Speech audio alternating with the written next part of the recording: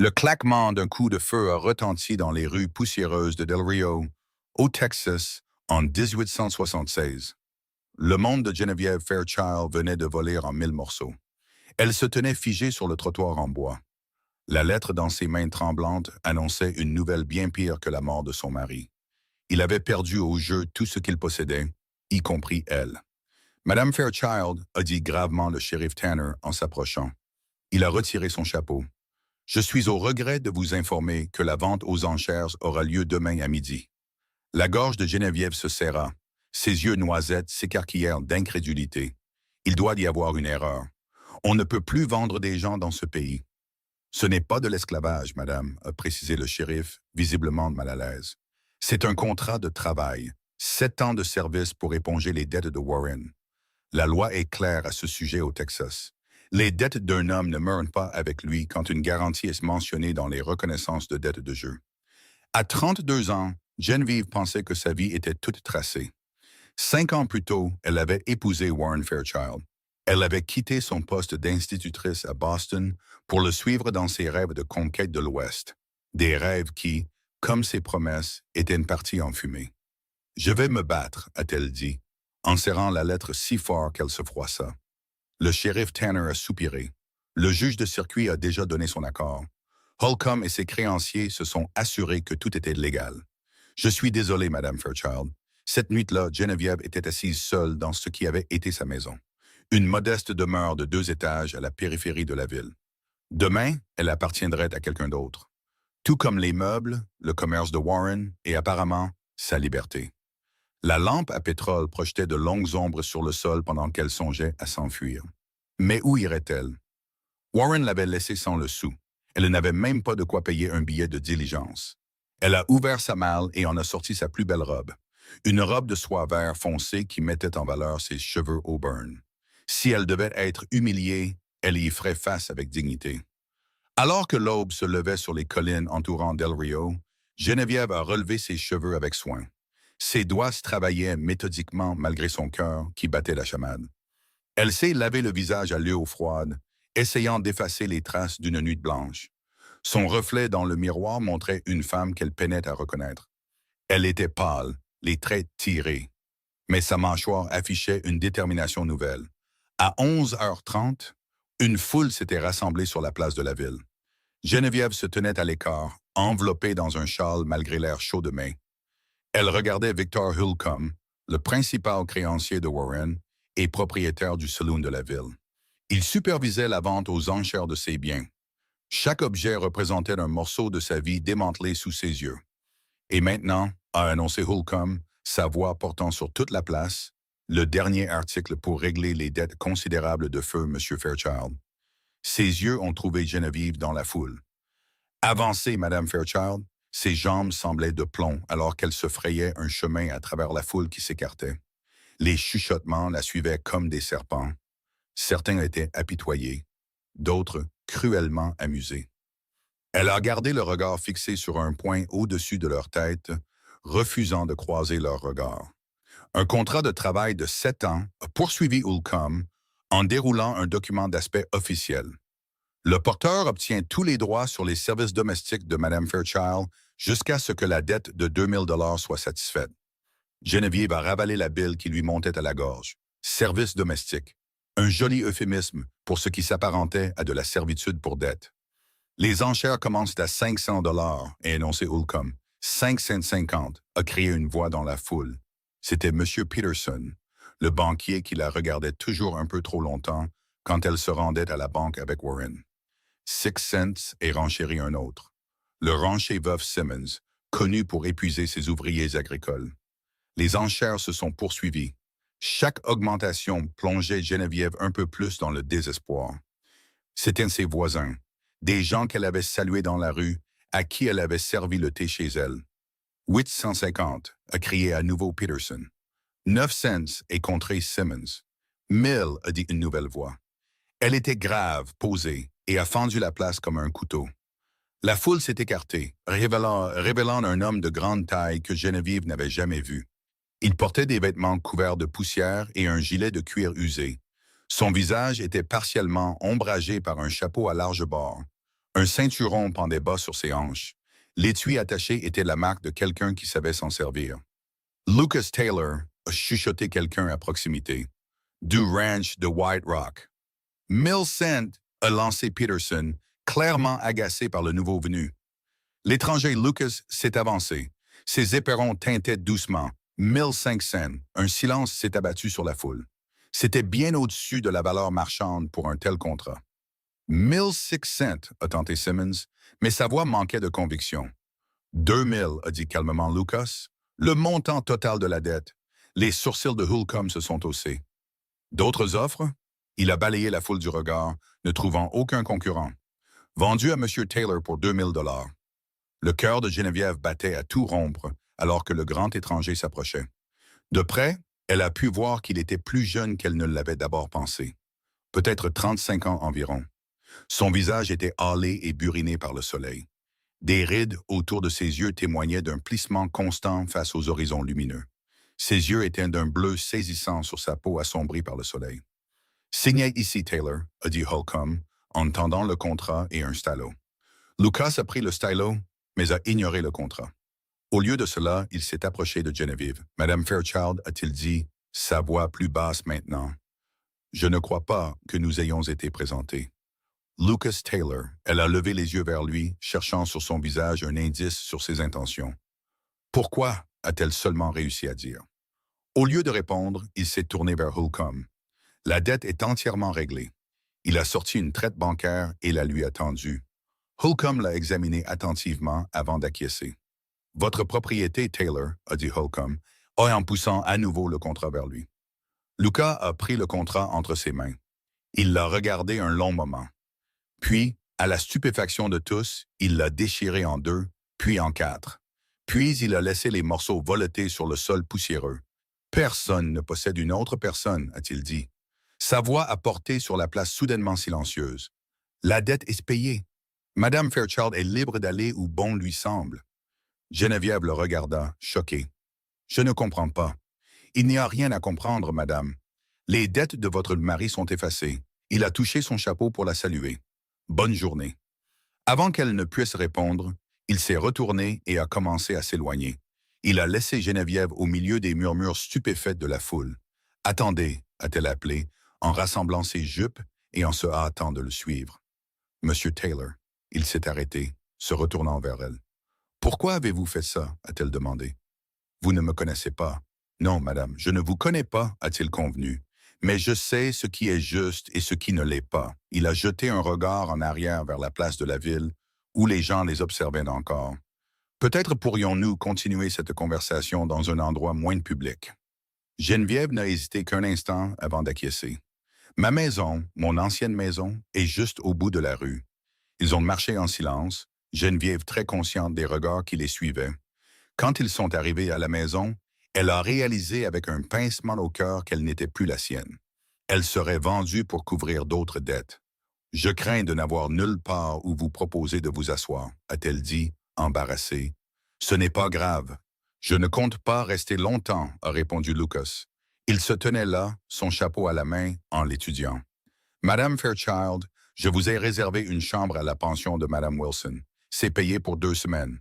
Cela devrait vous donner le temps de décider de ce que vous voulez faire ensuite. » Stupéfaite, Geneviève ne pouvait que le fixer. « Pourquoi m'aidez-vous » Une ombre a passé sur son visage. « Disons simplement que j'ai vu ce qui arrive aux gens dans votre situation. Je ne pouvais pas rester là et laisser faire à nouveau. »« Je n'ai rien pour vous rembourser » a-t-elle dit doucement. « Je ne demande pas de remboursement. » Il a remis son chapeau sur sa tête. « La chambre est à vous à partir d'aujourd'hui.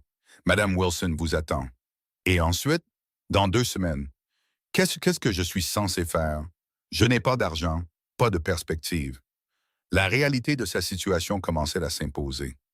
Lucas la regarda pensivement. « Je crois savoir que vous étiez enseignante avant de vous marier. » Geneviève a hoché la tête, surprise qu'il connaisse ce détail. Del Rio aurait bien besoin d'une bonne enseignante. L'école est fermée depuis des mois, depuis que Mademoiselle Jenkins est partie se marier. Je suis au conseil municipal. Je pourrais glisser un mot. L'espoir a vacillé en elle pour la première fois depuis des jours. Vous feriez ça? Considérez que c'est fait. Il s'est dirigé vers la porte. Prenez la journée pour rassembler les effets personnels que vous pouvez. J'enverrai un chariot pour eux demain. Alors qu'il tendait la main vers la poignée de la porte, Geneviève a appelé. Monsieur Taylor, merci.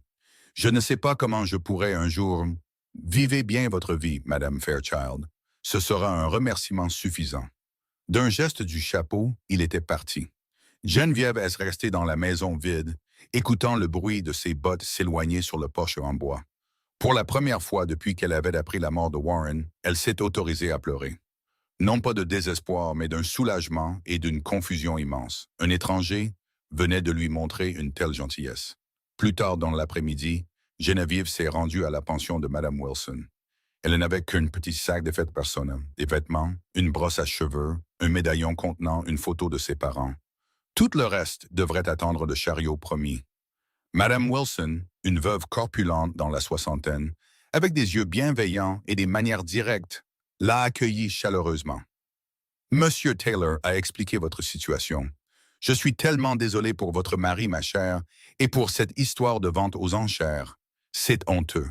Elle a montré à Geneviève une petite chambre bien rangée au deuxième étage.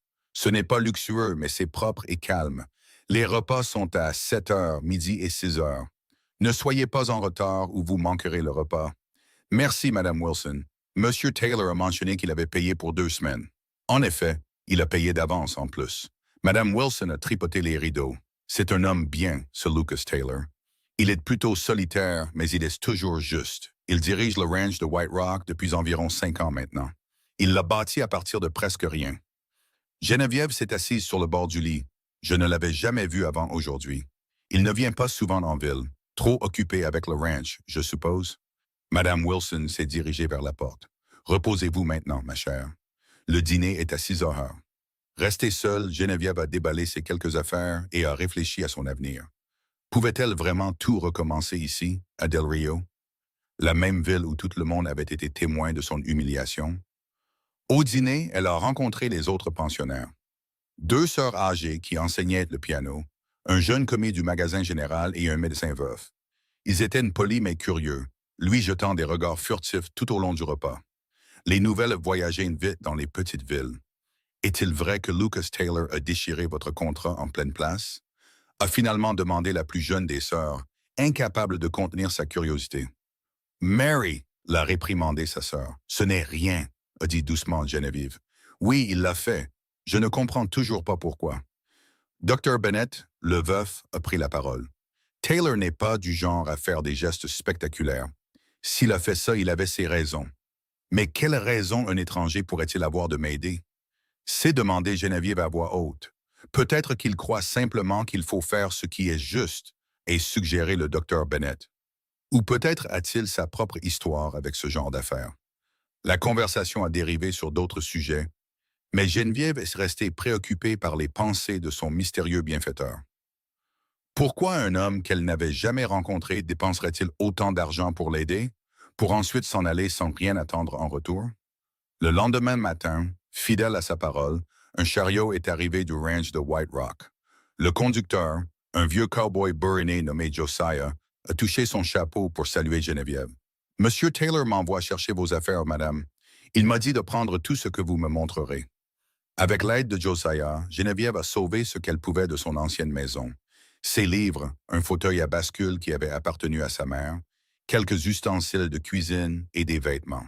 Ce n'était pas grand-chose, mais c'était un début. « Monsieur Taylor m'a aussi demandé de vous donner ça, » a dit Josiah, en lui tendant une enveloppe alors qu'il finissait de charger. À l'intérieur se trouvait une note écrite d'une main ferme et claire. « Madame Fairchild, j'ai parlé au conseil municipal. Ils ont besoin d'une enseignante et seraient ravis de vous rencontrer demain à 10 heures à la mairie, si cela vous convient. Le poste est payé 30 $ par mois, plus le logement et la nourriture à l'école. Cordialement, Lucas Taylor. » Des larmes ont piqué les yeux de Geneviève. Un poste, l'indépendance. C'était plus qu'elle n'osait espérer. « Merci, a-t-elle dit à Josiah. S'il vous plaît, dites à Monsieur Taylor que je lui suis très reconnaissante. » Josiah a hoché la tête, mal à l'aise face à l'émotion dans sa voix. « C'est un bon patron, le meilleur pour qui j'ai travaillé. »« Depuis combien de temps travaillez-vous pour lui ?» a-t-elle demandé, curieuse d'en savoir plus. « Depuis qu'il a acheté White Rock il y a 5 ans. » L'endroit était en piteux état. L'ancien propriétaire l'avait laissé à l'abandon. Monsieur Taylor a tout redressé. Il a une vingtaine d'hommes maintenant, un bon troupeau de bétail, et il gère tout ça tout seul. Oui, jamais marié. Il vit seul dans la grande maison, à l'exception du cuisinier et de la gouvernante, un vieux couple mexicain nommé Ortiz. Avec ce petit aperçu de la vie de Lucas Taylor, Josiah a touché son chapeau et est parti avec ses affaires, promettant de les livrer chez Madame Wilson. La réunion avec le conseil municipal le lendemain s'est mieux passée que Geneviève n'aurait pu l'espérer. Les 5 hommes, dont le shérif Tanner et, à sa surprise, le docteur Bennett de la pension, étaient respectueux et directs.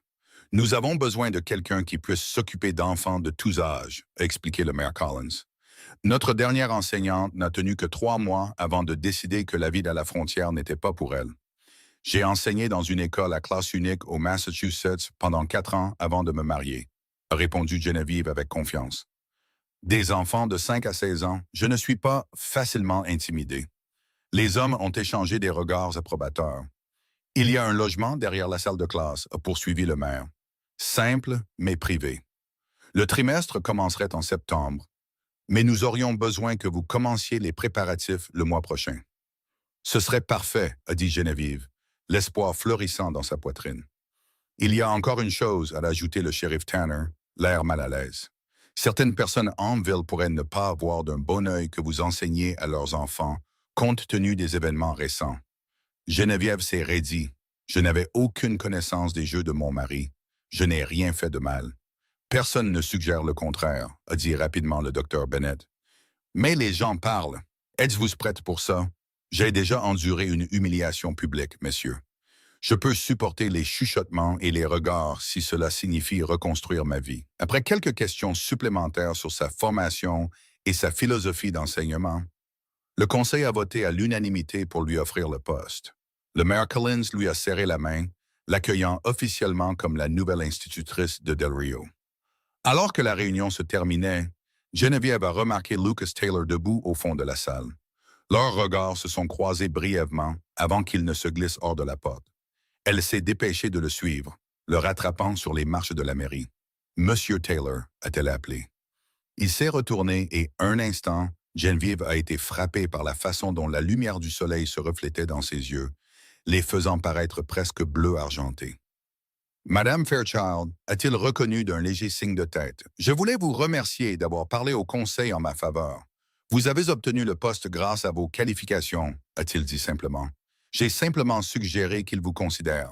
Néanmoins, je vous suis reconnaissante. » Elle s'est approchée. « Je ne comprends toujours pas pourquoi vous m'aidez. » Une ombre a passé sur son visage. « Disons simplement que je crois que tout le monde mérite une seconde chance. » Avant qu'elle ne puisse insister, une voix a appelé de l'autre côté de la rue. « Taylor, l'homme que je voulais voir. » Lucas a légèrement grimacé. « Excusez-moi, Madame Fairchild, le devoir m'appelle. » D'un geste du chapeau, il était de nouveau parti, traversant la rue, pour rencontrer le directeur de la banque. Au cours des 2 semaines suivantes, Geneviève a pris ses habitudes à la pension, tout en se préparant à emménager dans le logement de l'école. Elle a passé ses journées à explorer Del Rio, se familiarisant à nouveau avec la ville. Non pas comme l'épouse de Warren Fairchild, mais comme Geneviève Fairchild, la nouvelle institutrice. Les chuchotements la suivaient, comme prévu. Certaines personnes étaient ouvertement hostiles, comme Victor Holcomb, qui a refusé de la servir quand elle est entrée dans son magasin général. D'autres, comme Mme Peterson à la chapellerie, étaient prudemment amicales. « Ce n'est pas votre faute ce que Warren a fait », a dit Mme Peterson en aidant Geneviève à choisir du tissu pour de nouveaux rideaux pour l'école. « Mon Henry dit que votre mari était trop impliqué avec les mauvaises personnes depuis des années. »« Je n'en avais aucune idée », a admis Geneviève. « Il m'a toujours dit que les affaires marchaient bien. » Mme Peterson a fait claquer sa langue avec sympathie. Les hommes et leur fierté. Ils préféreraient mourir plutôt que d'admettre leur échec. Et dans le cas de Warren, je suppose que c'est exactement ce qui s'est passé. Geneviève se rendait quotidiennement à l'école, la nettoyant et la préparant pour le prochain trimestre. Le bâtiment était solide mais négligé, avec des fenêtres poussiéreuses et des coins pleins de toiles d'araignée. Le logement à l'arrière se composait de 2 petites pièces, une chambre et une cuisine-salon combinée. C'était modeste, mais ce serait à elle seule. Un après-midi, alors qu'elle lavait les fenêtres de l'école, un chariot s'est arrêté devant. À sa surprise, Lucas Taylor lui-même a sauté du siège du conducteur. Monsieur Taylor, l'a-t-elle salué, en repoussant une mèche de cheveux de son visage. C'est inattendu. Madame Fairchild. Il a enlevé son chapeau, révélant des cheveux de la couleur des champs de blé en fin d'été. J'étais en ville pour affaires et j'ai pensé venir voir vos progrès. Comme vous pouvez le voir, il y a beaucoup à faire, a-t-elle dit en désignant les fenêtres à moitié nettoyées et l'intérieur, où les pupitres étaient disposés au hasard. Puis-je a-t-il demandé, en indiquant la porte. Bien sûr, il est entré. Sa grande silhouette faisait paraître la salle de classe plus petite. Il a examiné l'espace d'un œil critique. Le toit a l'air solide, mais ce mur du fond a des dégâts des eaux. Oui, j'ai remarqué. Le maire dit qu'ils enverront quelqu'un pour le réparer avant le début du trimestre. Luca a passé la main sur l'un des pupitres, fronçant les sourcils devant les entailles dans le bois. Ceux-ci ont connu des jours meilleurs. Les enfants seront toujours des enfants, a dit Geneviève avec un sourire. Je suis plus préoccupé par le manque de livres. Je pourrais peut-être aider avec ça. Il a croisé son regard. J'ai une bonne collection qui prend la poussière au ranch. Rien de luxueux, mais des classiques, de l'histoire, quelques textes scientifiques. Ce serait merveilleux, a-t-elle dit, sincèrement ravie. Le budget de l'école pour de nouveaux livres est presque inexistant. Il a hoché la tête puis a sorti de sa poche un petit paquet emballé dans du papier brun. En fait, je suis venu vous donner ça. Geneviève l'a pris, curieuse. En déballant le papier, elle a découvert une petite cloche en laiton. Une cloche d'école, a-t-elle dit, touchée par la délicatesse du cadeau. Chaque enseignant en a besoin d'une, a-t-il dit, un soupçon de sourire adoucissant ses traits. Celle-ci vient de l'Est. Elle a un joli son. Elle l'a fait sonner doucement, le son clair remplissant la salle de classe. Elle est parfaite. Merci. Un silence gêné s'est installé entre eux. Geneviève s'est surprise à étudier son visage, remarquant la petite cicatrice sur son menton, la façon dont un sourcil était légèrement plus haut que l'autre. Eh bien, a-t-il finalement dit, en remettant son chapeau, je devrais vous laisser retourner à votre travail. Monsieur Taylor, a-t-elle dit rapidement, avant qu'il ne puisse partir, voudriez-vous rester pour le thé? C'est le moins que je puisse faire pour vous remercier pour tout. La surprise a vacillé sur son visage, suivie de quelque chose qui aurait pu être du plaisir. C'est aimable à vous, mais je ne veux pas m'imposer. Ce n'est pas une imposition. J'allais justement faire une pause. Elle a désigné le petit poêle dans le coin où se trouvait une bouilloire, à moins que vous n'ayez des affaires urgentes ailleurs.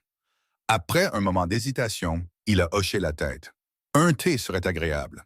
Geneviève s'est affairée avec la bouilloire tandis que Lucas s'asseyait à l'un des pupitres d'élèves, paraissant comiquement grand dans le petit espace. Elle a souri pour elle-même à cette vue. « Quelque chose d'amusant, Madame Fairchild ?» a-t-il demandé, surprenant son sourire.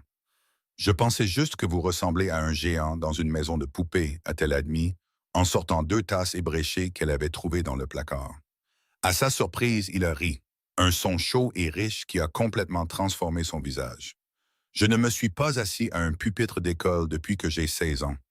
Je ne pense pas que j'étais beaucoup plus petit à l'époque, cependant. Où êtes-vous allé à l'école? A-t-elle demandé en versant le thé. En Pennsylvanie, à l'origine. Puis, après la mort de mes parents, j'ai déménagé dans l'Ouest avec mon oncle. J'ai terminé ma scolarité à Saint-Louis. Je suis désolé pour vos parents, a-t-elle dit doucement en lui tendant une tasse. Il a haussé les épaules. C'était il y a longtemps. La grippe les a emportés tous les deux en une semaine. J'avais 14 ans. Ça a dû être difficile. La vie laisse souvent. Il a siroté son thé. Votre mari? Comment est-il mort? Si vous me permettez la question. Geneviève s'est assise en face de lui, baissant. Ça même, il s'en a eu, berçant sa tasse, abattu dans un saloon à San Antonio. Apparemment, il a accusé quelqu'un de tricher aux cartes. Était-il souvent à San Antonio? Plus souvent que je ne le savais, semble-t-il. Elle a soupiré. Warren m'a dit qu'il développait le commerce. En réalité, il jouait tout ce que nous avions. Lucas l'a étudié par-dessus le bord de sa thèse. Vous ne vous doutiez de rien. Je lui faisais confiance. L'amertume dans sa voix l'a surprise elle-même. Bêtement, peut-être. Nous étions mariés depuis 5 ans et je croyais en notre partenariat. La confiance n'est pas une bêtise, a dit Lucas doucement. La trahir, oui. Leurs regards se sont croisés et Geneviève a senti une étrange connexion avec cet homme. Une compréhension qui allait au-delà des mots. Il connaissait quelque chose de la trahison, elle le sentait. Le moment a été rompu par le bruit de chevaux à l'extérieur. Lucas s'est levé et a regardé par la fenêtre.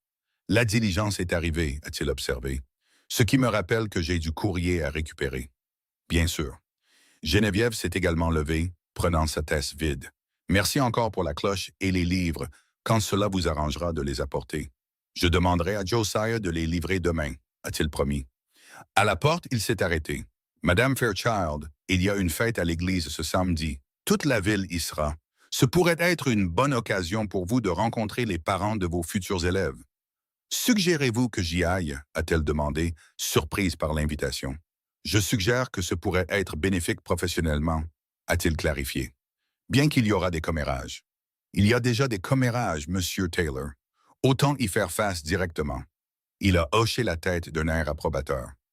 7 heures, alors. Bonne journée, Madame Fairchild.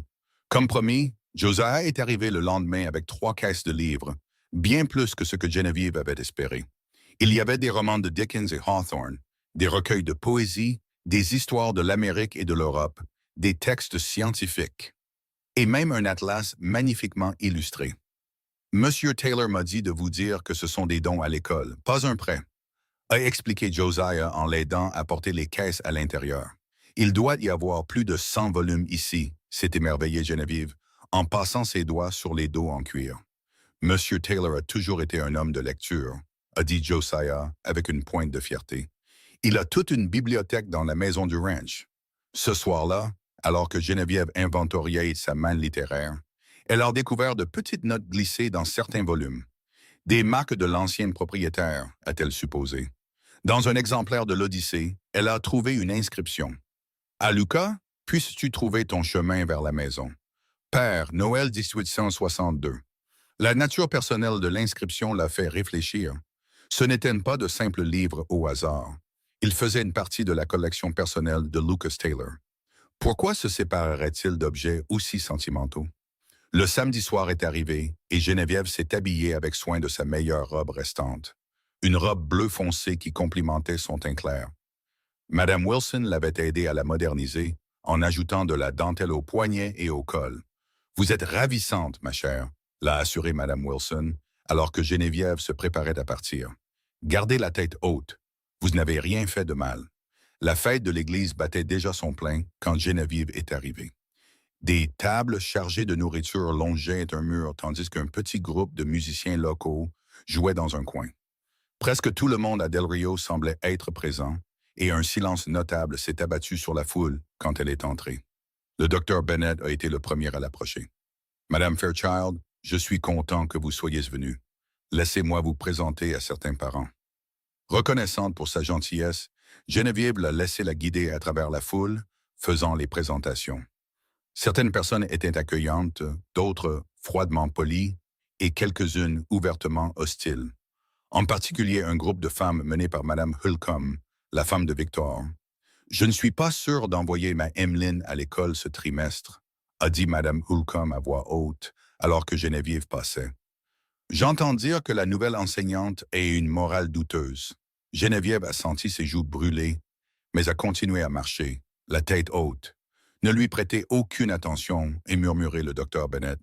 Son mari a probablement perdu de l'argent quand votre mari est mort sans payer ses dettes. Il semble que j'ai hérité des ennemis de Warren en même temps que de ses dettes, a observé Geneviève. Et de quelques amis aussi, a dit une voix familière derrière elle. Elle s'est retournée pour trouver Lucas Taylor, qui se tenait là.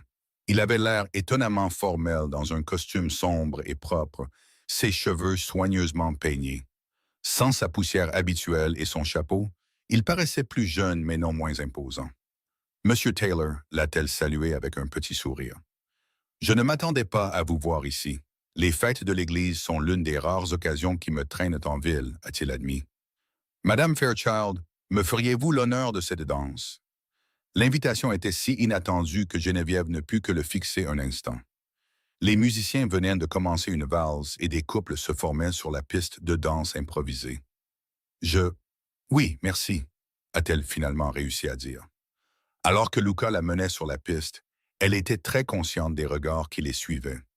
Il a placé une main respectueuse à sa taille, a pris sa main droite dans sa gauche et l'a entraînée dans la danse avec une grâce surprenante pour un homme aussi grand. Vous dansez bien, Monsieur Taylor, a-t-elle observé. Ma mère a insisté pour que j'apprenne. Elle disait qu'aucun de ses fils ne piétinerait une piste de danse comme un ours blessé. Geneviève a ri, se détendant légèrement. Une femme sage, elle l'était.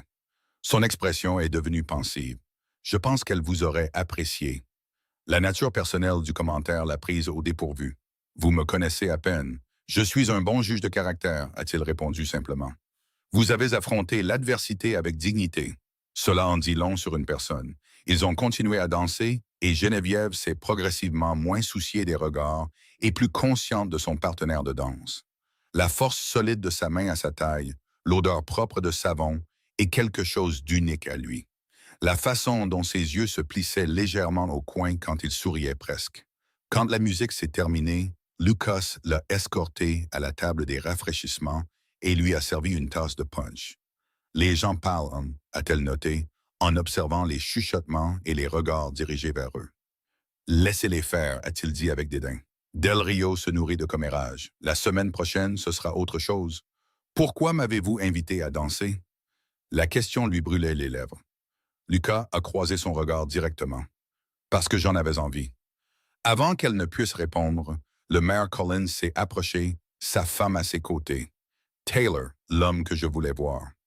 Nous devons discuter de la question des droits sur l'eau avant la prochaine réunion du Conseil. Pendant l'heure suivante, Geneviève a circulé à la fête, rencontrant d'autres habitants et parents d'élèves potentiels. Lucas a été entraîné dans des conversations avec d'autres ranchers et hommes d'affaires, mais elle sentait souvent ses yeux sur elle de l'autre côté de la pièce. Alors que la soirée touchait à sa fin, il est réapparu à ses côtés. « Puis-je vous raccompagner à la pension, Madame Fairchild? » L'air de la nuit était agréablement frais après la chaleur de l'église bondée. Ils ont marché en silence confortable pendant quelques minutes, les sons de la fête s'estompant derrière eux. « Merci pour les livres, a finalement dit Geneviève. C'est un merveilleux cadeau pour l'école. Je suis content qu'ils soient utiles, a-t-il répondu. J'ai remarqué que certains d'entre eux sont assez personnels, a-t-elle dit prudemment. L'exemplaire de l'Odyssée de votre père. Lucas est resté silencieux un moment. Les livres doivent être lus, pas prendre la poussière sur des étagères. C'est tout de même généreux de votre part. Elle a levé les yeux vers lui. Vous avez été très gentil avec moi, Monsieur Taylor. J'aimerais comprendre pourquoi. Il s'est arrêté de marcher, se tournant pour lui faire face. Au clair de lune, son expression était indéchiffrable. Faut-il une raison à la gentillesse? D'après mon expérience, les hommes veulent généralement quelque chose en retour, a-t-elle dit sans détour. Un éclair de quelque chose, de la colère, de la peine, a traversé son visage. C'est ce que vous pensez de moi? Je ne sais pas quoi penser de vous, a-t-elle admis. Vous avez dépensé 2000 $ pour me libérer d'un contrat. Vous m'avez trouvé un poste. Vous avez donné des livres à mon école. Que dois-je penser d'une telle générosité de la part d'un étranger? Lucas a détourné le regard, sa mâchoire se crispant. Un instant, Geneviève a pensé qu'il ne répondrait pas. Quand il a finalement parlé, sa voix était basse. Quand j'avais 22 ans, ma sœur s'est retrouvée dans une situation similaire à la vôtre. Son mari est mort subitement, laissant des dettes de jeu. J'étais parti conduire du bétail à Kansas City. Au moment où je suis revenu, il s'est arrêté, la douleur évidente dans sa voix. Au moment où je suis revenu, elle avait été forcée à un contrat de travail avec un homme qui... Il s'est interrompu, incapable de continuer. « Que lui est-il arrivé ?» a demandé doucement Geneviève. Elle s'est ôté la vie au bout de 3 mois. Les mots étaient plats, sans émotion, mais le chagrin derrière eux était palpable. J'étais trop en retard pour l'aider. Je ne referai pas cette erreur. Le cœur de Geneviève s'est serré pour lui. Je suis tellement désolé pour votre sœur. C'était il y a longtemps, a-t-il dit, faisant écho à ses paroles antérieures sur ses parents. Mais quand je vous ai vu là, à cette vente aux enchères, je ne pouvais pas m'en aller. Ils avaient atteint la pension. Lucas s'est arrêté au bas des marches, gardant une distance respectueuse. « Merci de m'avoir raconté, » a dit doucement Geneviève. « Et merci pour la danse. » Il a hoché la tête, la vulnérabilité des instants précédents de nouveau cachée derrière son attitude réservée. « Bonne nuit, Madame Fairchild. Bonne nuit, Monsieur Taylor. Alors que juillet laissait place à août, Geneviève s'est installée dans sa nouvelle vie à Del Rio. Elle a emménagé dans le logement derrière l'école, s'appropriant le petit espace avec les quelques biens qu'elle avait sauvés. Le conseil municipal a approuvé des fonds pour réparer le mur endommagé par l'eau et plusieurs parents se sont portés volontaires pour aider à nettoyer et préparer la salle de classe pour le prochain trimestre. Lucas Taylor est resté une présence périodique dans sa vie. Parfois, des semaines passaient sans le voir. Puis, il apparaissait à l'improviste, apportant d'un pupitre réparé qu'il avait trouvé en ville, offrant des conseils sur un toit qui fuyait, livrant plus de livres pour la bibliothèque de l'école. Leurs interactions étaient toujours polies, parfois chaleureuses, mais jamais assez personnelles pour faire référence à leur conversation après la fête de l'église. Un après-midi chaud d'août, alors que Geneviève arrangeait les pupitres fraîchement réparés en rangée, une agitation à l'extérieur a attiré son attention. Elle est sortie sur le porche de l'école pour voir un chariot dévaler la rue principale. Le conducteur était affalé. Les gens se sont écartés alors que les chevaux, effrayés et sans contrôle, galopaient à travers la ville. Juste au moment où le chariot allait percuter un abreuvoir, un cavalier sur un cheval alezan est galopé à ses côtés. Il a sauté de sa selle sur le chariot et a saisi les rênes, arrêtant progressivement les chevaux paniqués. C'était Lucas. Il a sauté du chariot et a délicatement déposé le conducteur inconscient, un de ces ouvriers agricoles que Geneviève a reconnu sur le sol. Une foule s'est rapidement rassemblée. « Que quelqu'un aille chercher le docteur Bennett !» a crié Lucas en examinant une blessure sanglante à l'épaule de l'homme. Geneviève s'est précipitée. « Amenez-le à l'école », a-t-elle dit à Lucas. « C'est plus près que le cabinet du docteur. » Avec l'aide de plusieurs passants, ils ont transporté l'homme blessé à l'école et l'ont allongé sur le bureau de Geneviève. Elle a rapidement débarrassé ses papiers et a apporté de l'eau propre et un linge. « Que s'est-il passé ?» a-t-elle demandé en aidant Lucas à retirer la chemise ensanglantée de l'homme. « Un coup de feu », a dit Lucas d'un air sombre, révélant une vilaine blessure à l'épaule du rancher. « C'est Miguel Rodriguez, un de mes hommes. Il est parti ce matin vérifier les clôtures dans la partie nord. Le docteur Bennett est arrivé quelques minutes plus tard, sa maillette médicale à la main. « Un coup de feu ?» a-t-il demandé, en examinant immédiatement la blessure. « On dirait bien », a confirmé Lucas. « Va-t-il s'en sortir? La balle a traversé, il a perdu du sang, mais si l'infection ne s'installe pas, il devrait s'en remettre. Le docteur Bennett a commencé à nettoyer la blessure. Madame Fairchild, pourriez-vous faire bouillir de l'eau et j'aurai besoin de bandages propres. » Pendant que Geneviève s'affairait aux demandes du docteur, Lucas a doucement réveillé l'homme blessé. Les yeux de Miguel ont papilloté, la confusion évidente dans son regard. « Patron », a-t-il murmuré faiblement. « Je suis là, Miguel », a dit Lucas, sa voix inhabituellement douce. « Que s'est-il passé? »« Des voleurs de bétail », a réussi à dire Miguel. « 5 hommes prenaient du bétail dans la partie nord. J'ai essayé de les arrêter, ils m'ont tiré dessus. » L'expression de Lucas s'est durcie. « En as-tu reconnu un? » Miguel a secoué la tête puis a grimacé de douleur. Les visages étaient couverts, mais l'un d'eux avait les cheveux roux. Je l'ai vu quand le vent a soufflé son bandana. « Repose-toi maintenant », a dit Lucas, en reculant pour laisser le docteur travailler. Geneviève a apporté l'eau chaude et le linge propre qu'elle avait déchiré d'un vieux drap. Alors que le docteur Bennett nettoyait et pansait la blessure, elle a remarqué Lucas qui faisait les 100 pas dans la salle de classe, son visage tendu de colère. « Vous pensez aller les chercher ?» a-t-elle dit doucement quand ils se sont écartés pour laisser de l'espace au docteur. Les yeux de Lucas ont croisé les siens. Ils ont tiré sur mon homme et volé mon bétail. « Que voudriez-vous que je fasse? »« Attendre le shérif », a-t-elle suggéré. « Rassembler une véritable posse. Le shérif Tanner est à 2 jours de cheval au siège du comté, » a répondu Lucas. « Le temps qu'ils reviennent, ces voleurs de bétail seront loin avec mon troupeau. »« Alors, au moins, n'y allez pas seul, » l'a-t-elle exhorté. « C'est trop dangereux. » Quelque chose dans son ton l'a fait la regarder de plus près. « Vous vous inquiétez pour ma sécurité, Madame Fairchild. »« Bien sûr que oui, » a-t-elle dit, troublée par son regard direct. « Vous avez été gentil avec moi. Je ne voudrais pas vous voir blessé. » Un soupçon de sourire a touché ses lèvres. « Je m'occupe des fauteurs de troubles depuis que j'ai 16 ans, mais je n'irai pas seul. Je vais prendre quelques-uns de mes hommes. » Le docteur Bennett les a rejoints.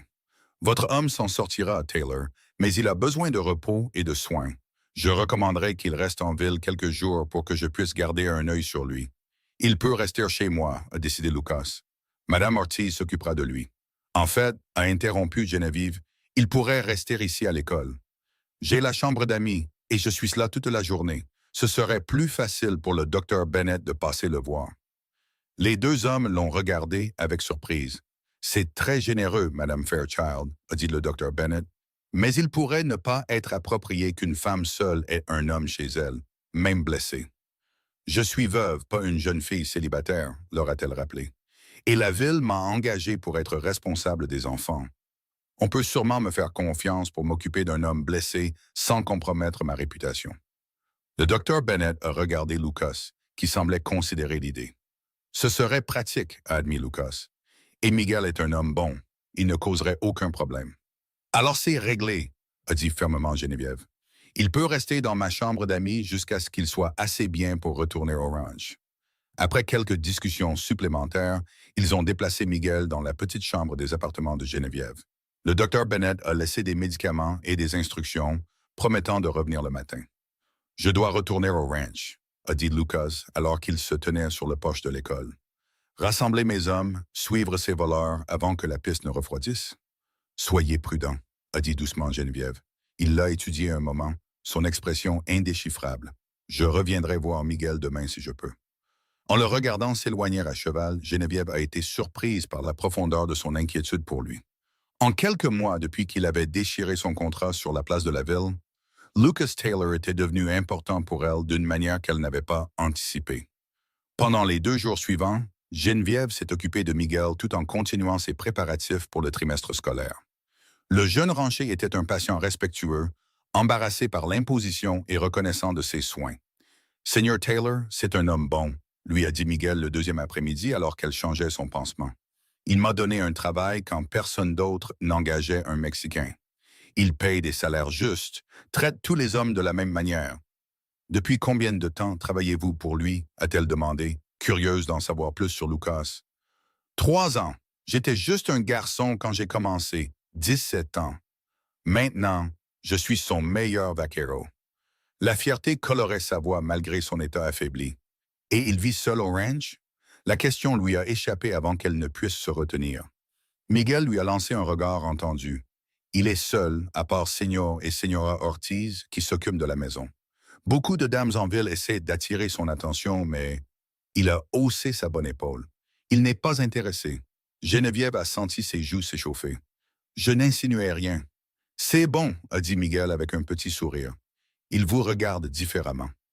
Avant qu'elle ne puisse demander ce qu'il voulait dire, le bruit de chevaux approchant les a interrompus.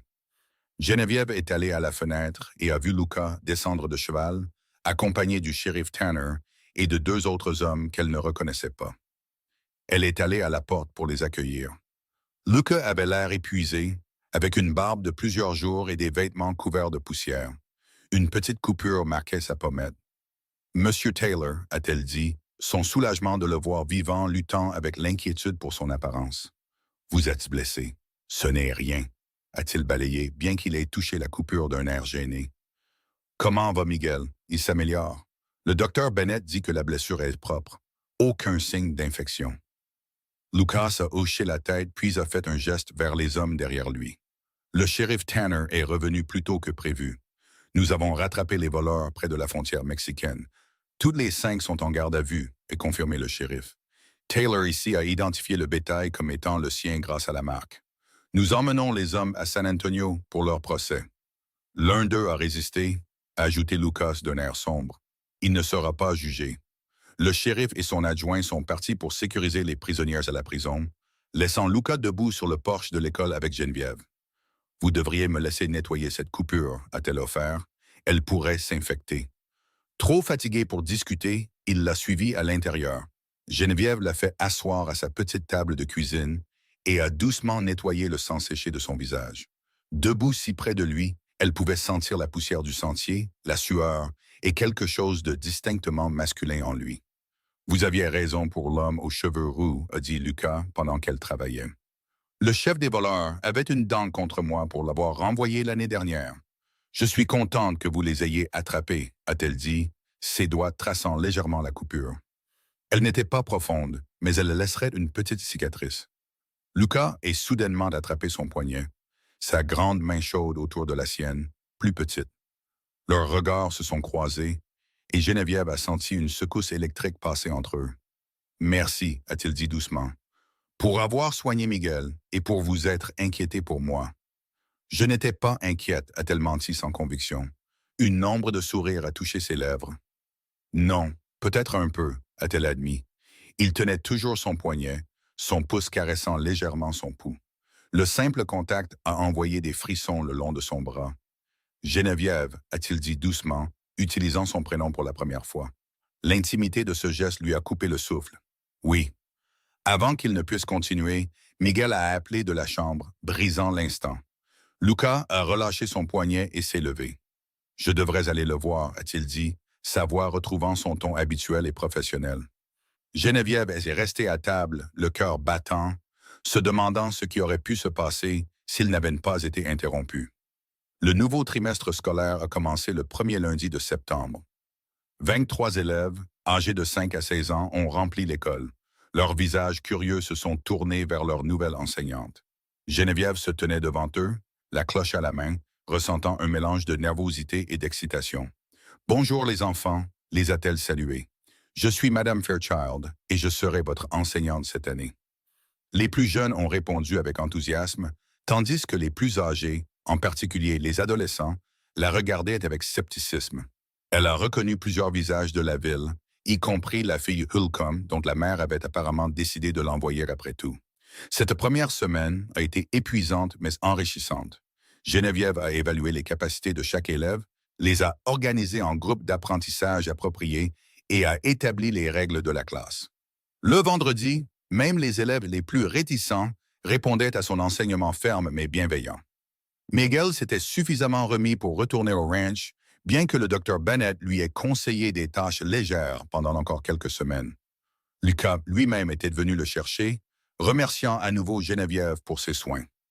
L'école semble avoir bien démarré, a-t-il observé alors qu'il regardait Miguel s'installer dans le chariot. C'est le cas, a-t-elle convenu, bien que j'aie du pain sur la planche avec certains des garçons plus âgés. Ils ont manqué beaucoup d'école. Ils ont de la chance de vous avoir, a dit Lucas, ses yeux bleus chaleureux alors qu'il croisait les siens. Del Rio avait besoin d'une bonne enseignante. Il y a eu un moment de silence gêné, tous deux se souvenant peut-être de leur moment interrompu dans sa cuisine. Eh bien, a-t-il finalement dit, je devrais ramener Miguel au ranch. Bonne journée, Madame Fairchild. Monsieur Taylor, a-t-elle appelé alors qu'il se tournait pour partir. La fête des récoltes a lieu le week-end prochain. Y assisterez-vous? Il s'est retourné vers elle, quelque chose d'indéchiffrable dans son expression. Voudriez-vous que j'y assiste, Geneviève? L'utilisation de son prénom à nouveau a provoqué une bouffée de chaleur en elle. Oui, a-t-elle dit simplement. Je le voudrais. Il a hoché la tête, un petit sourire jouant au coin de sa bouche. Alors, j'y serai. La fête des récoltes était la plus grande célébration de l'année à Del Rio. Toute la ville se rassemblait sur la place pour de la nourriture, de la musique, des jeux et de la danse. Les tables gémissaient sous le poids des tartes, des viandes rôties et du pain frais. Des barils de cidre de pommes et de bière étaient installés à l'ombre des chênes. Les enfants couraient en riant à travers la foule, jouant à chat et à la marelle. Geneviève portait sa meilleure robe, une soie couleur rouille qui complimentait ses cheveux auburn.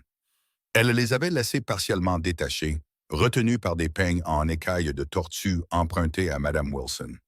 En tant qu'institutrice, elle avait certaines tâches au festival, notamment juger le concours d'orthographe des enfants et superviser la pêche aux pommes. Elle était si occupée par ses responsabilités qu'elle n'a remarqué l'arrivée de Lucas qu'à un milieu d'après-midi. Quand elle l'a finalement repéré de l'autre côté de la place, son cœur a fait un bond inattendu. Il était en conversation avec le maire Collins, mais a semblé sentir son regard, levant les yeux pour croiser les siens à travers la foule. Il lui a fait un petit signe de tête qu'elle a rendu avec un sourire avant de se retourner vers les enfants excités qui attendaient le début du prochain jeu. Plus tard, alors que le soleil commençait à se coucher et que des lanternes étaient allumées autour de la place, la danse a commencé. Geneviève s'est retrouvée très demandée comme partenaire. D'abord le Dr Bennett, puis plusieurs paires de ses élèves. Elle appréciait la danse, mais continuait de chercher Lucas du regard, qui semblait avoir disparu. « Vous cherchez quelqu'un, Madame Fairchild ?» a demandé une voix familière à son coude. Elle s'est retournée pour trouver Lucas, qui se tenait là. Il avait l'air inhabituellement formel dans une chemise blanche propre et un gilet sombre. Il avait taillé sa barbe et peigné ses cheveux, bien qu'il commençait déjà à boucler légèrement aux extrémités. « Monsieur Taylor » l'a-t-elle salué, incapable de cacher le plaisir dans sa voix. « Je commençais à penser que vous étiez parti. Je devais m'occuper de mon cheval, a-t-il expliqué. Il n'aime pas les foules et le bruit. Les musiciens ont entamé une gigue entraînante. Lucas lui a tendu la main. « M'accordez-vous cette danse ?» Contrairement à la valse plus formelle de la fête de l'église, la gigue les obligeait à rejoindre une ligne de danseurs, se séparant et se rejoignant selon un motif. Geneviève s'est surprise à rire alors que Lucas la faisait tourner, ses mains fortes et stables à sa taille. « Vous êtes magnifique ce soir », a-t-il dit lors d'un moment calme où la danse les a réunis. Le compliment, délivré de sa manière directe, a fait rougir ses joues de plaisir. « Merci. Vous êtes très élégant vous-même. » Au fur et à mesure que la soirée avançait, Geneviève a remarqué qu'ils attiraient l'attention. Madame Holcomb chuchotait derrière son éventail à plusieurs autres femmes, leur jetant des regards désapprobateurs. « Les gens parlent encore », a-t-elle murmuré à Lucas, alors qu'ils se dirigeaient vers la table des rafraîchissements après une autre danse. « Laissez-les faire », a-t-il dit, indifférent. « Vous êtes maintenant une enseignante respectée. Ils peuvent difficilement s'opposer à ce que vous dansiez à une fête publique. Ce n'est pas seulement la danse, a-t-elle dit prudemment. C'est avec qui je danse, plusieurs fois. » Lucas s'est arrêté de marcher, se tournant pour lui faire face. « Est-ce que ce qu'il pense vous dérange ?» Geneviève a sérieusement réfléchi à la question. « Avant, oui. Après la vente aux enchères, j'avais l'impression de devoir prouver que je méritais à nouveau le respect. Mais maintenant, elle a croisé son regard directement. Maintenant, je trouve que je me soucie plus de ce que certaines personnes pensent que d'autres. Et que pensez-vous que je pense de vous, Geneviève ?» a-t-il demandé, sa voix basse. La franchise de la question l'a prise au dépourvu.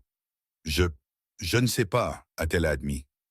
Lucas a semblé sur le point d'en dire plus, mais ils ont été interrompus par un de ses ouvriers agricoles qui s'approchait avec un message urgent concernant un problème au ranch. « Je suis désolé, s'est excusé Lucas, je dois y aller. »« Bien sûr », a-t-elle dit, essayant de cacher sa déception. Il a hésité puis s'est penché plus près d'elle. « Cette conversation n'est pas terminée. Puis-je vous rendre visite demain après l'église ?» Son cœur s'est accéléré à cette demande formelle. « Oui, j'aimerais beaucoup. » D'un geste du chapeau, il était parti, laissant Geneviève se demander ce qu'il aurait pu dire s'il n'avait pas été interrompu. Le lendemain, Geneviève était assise à l'église, n'écoutant qu'à moitié le sermon alors qu'elle se demandait de quoi Lucas voulait discuter. Il n'avait pas assisté au service, ce qui n'était pas inhabituel. Il venait rarement en ville le dimanche, sauf s'il y avait un événement social.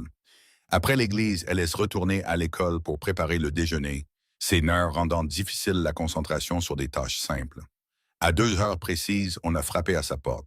Lucas se tenait sur son porche, chapeau à la main, portant une chemise propre et ses bonnes bottes. « Madame Fairchild » l'a-t-il salué formellement. « Monsieur Taylor » a-t-elle répondu, en reculant pour le laisser entrer. « Entrez, je vous en prie. » Ces petits appartements semblaient soudainement exigus avec sa grande silhouette à l'intérieur. Elle a désigné la table. « Voulez-vous un café? »« Ce serait bien, merci. » Alors qu'elle s'affairait avec la cafetière, elle était très consciente qu'il l'observait. Quand elle a finalement posé les tasses et s'est assise en face de lui, la tension entre eux était palpable. « Vous vouliez continuer notre conversation » a-t-elle suggéré quand il est resté silencieux. Lucas a fixé sa tasse de café un moment, puis a croisé son regard directement. « Je n'ai jamais été doué avec les mots, Geneviève. Je suis un homme qui parle franchement. J'ai toujours apprécié votre franchise » l'a-t-elle assuré. Il a hoché la tête, semblant rassembler ses pensées. « Quand je vous ai vu pour la première fois à cette vente aux enchères, j'ai agi par instinct. Je ne pouvais pas supporter de voir la vie d'une autre femme détruite comme celle de ma sœur. Je comprends cela, a-t-elle dit doucement. Mais après ce jour, il a fait une pause, passant une main dans ses cheveux dans un geste de frustration. Après ce jour, c'est devenu à propos de vous. Pas seulement ce qui vous est arrivé, mais qui vous êtes. Le cœur de Geneviève a commencé à battre plus vite. Je vous ai regardé reconstruire votre vie ces derniers mois, a-t-il poursuivi. J'ai vu votre dignité, votre résilience, votre gentillesse, la façon dont vous vous occupez de vos élèves, la façon dont vous avez accueilli Miguel sans hésitation. Lucas, a-t-elle dit, utilisant son prénom pour la première fois. Qu'essayez-vous de dire? Il a tendu la main sur la table et a pris la sienne. Je dis que je tiens à vous, Geneviève.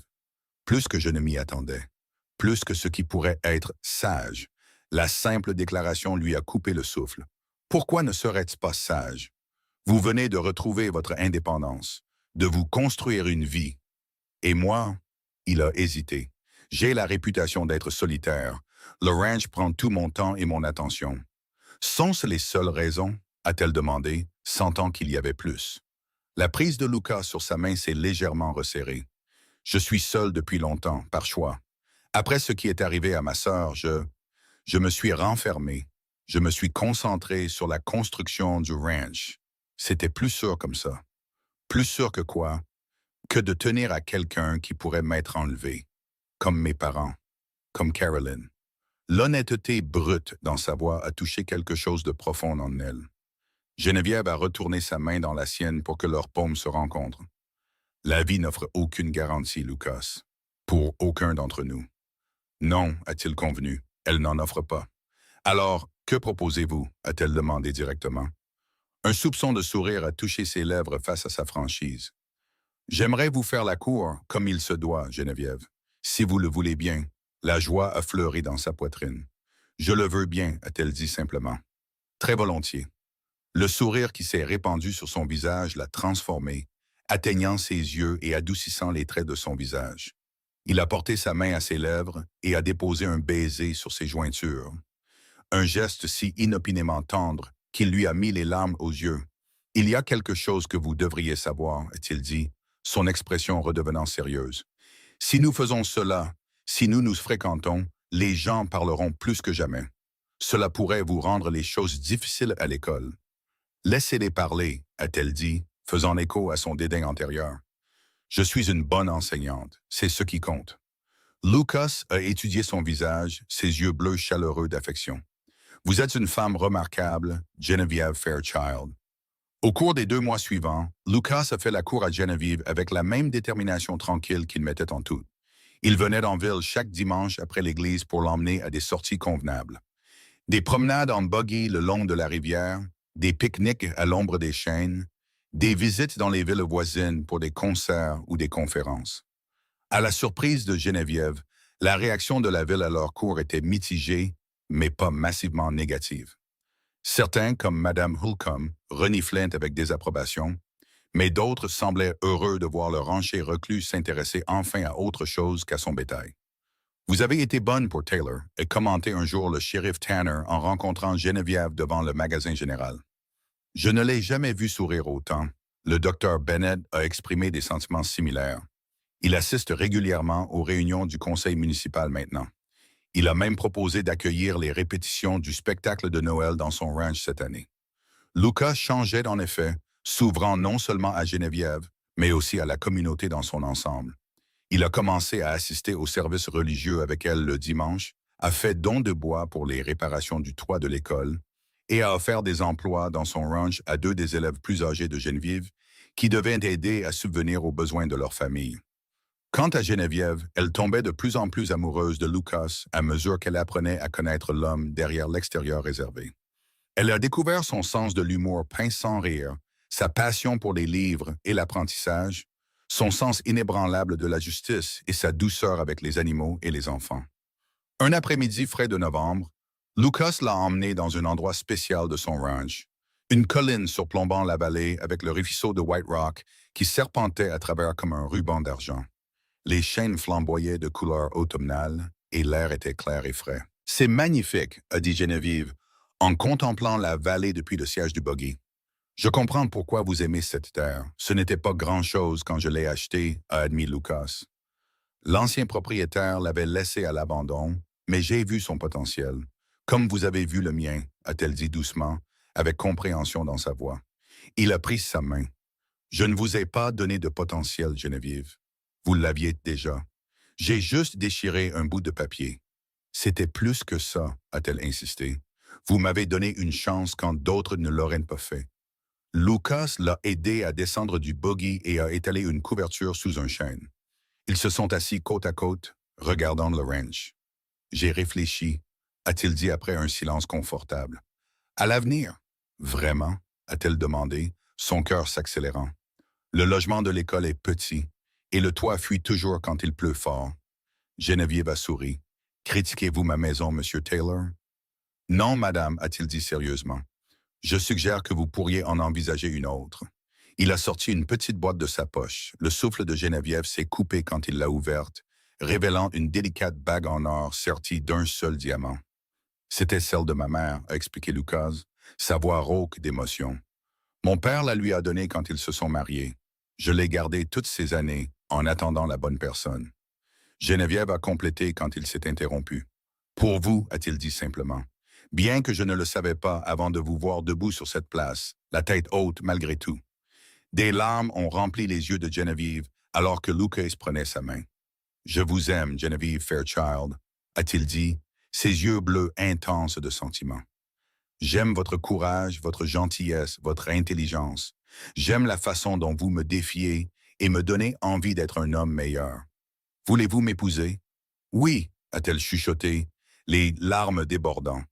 Oui, Lucas, je veux vous épouser.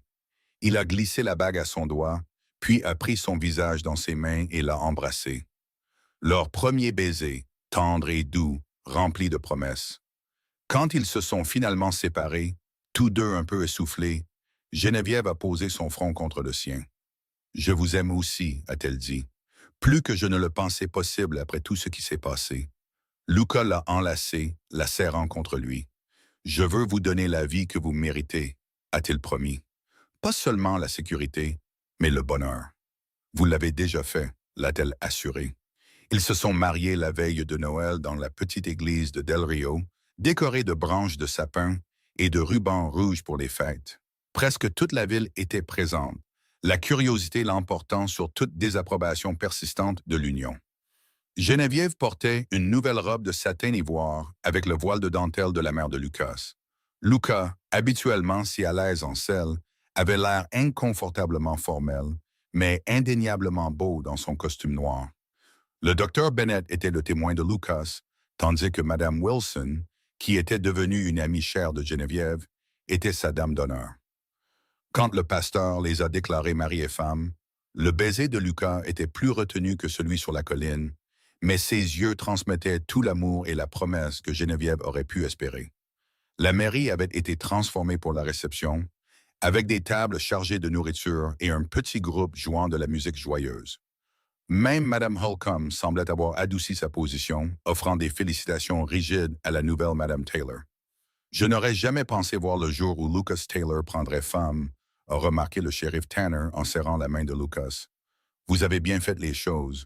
Mieux que je ne le mérite, a convenu Lucas, ses yeux cherchant Geneviève de l'autre côté de la pièce. À la tombée de la nuit, Lucas et Geneviève sont partis pour le ranch de White Rock, dans un buggy décoré de rubans et de boîtes de conserve par les habitants de la ville. La maison du ranch avait été préparée pour leur arrivée par les Ortiz, avec un feu crépitant dans l'âtre et des bougies allumées dans toutes les pièces. « Bienvenue chez vous, Madame Taylor », a dit Lucas en la portant pour franchir le seuil. Geneviève a regardé le confortable salon rempli de livres. « C'est parfait », a-t-elle dit, sincèrement.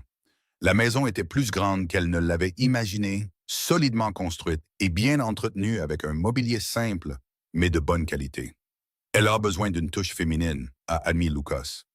Les Ortiz l'ont gardée propre, mais ce n'a jamais vraiment été un foyer. « Nous en ferons un ensemble », a-t-elle promis. Plus tard cette nuit-là, dans l'intimité de leur chambre, Geneviève a découvert une autre facette de son mari, une tendresse et une passion qui lui ont coupé le souffle. Warren n'avait jamais été un amant prévenant, traitant leur lit conjugal comme son droit plutôt que comme un plaisir partagé. Mais Lucas était différent, attentif à ses réactions, doux mais passionné dans ses étreintes. Après, allongée dans ses bras, Geneviève s'est sentie vraiment en paix pour la première fois depuis plus longtemps qu'elle ne pouvait s'en souvenir. « Je n'aurais jamais cru pouvoir être à nouveau aussi heureuse », a-t-elle murmuré contre sa poitrine. Lucas lui a caressé les cheveux, sa voix profonde d'émotion. Quand je vous ai vu à cette vente aux enchères, je voulais seulement réparer une injustice. Je n'aurais jamais imaginé que vous deviendriez ma femme, ma partenaire. Il lui a embrassé le front. Mon cœur, les mois d'hiver sont passés dans un tourbillon de bonheur, alors que Geneviève s'adaptait à son double rôle d'épouse de rancher et d'institutrice. Lucas avait insisté pour qu'elle continue à enseigner si elle le souhaitait, et le conseil municipal avait accepté, bien que certains aient haussé les sourcils devant cet arrangement peu conventionnel. Chaque matin, Lucas la conduisait à l'école en buggy avant de s'occuper de ses affaires au ranch, puis revenait la chercher l'après-midi. Les jours où le travail du ranch l'emmenait plus loin, Josiah ou l'un des autres ouvriers la conduisait à sa place.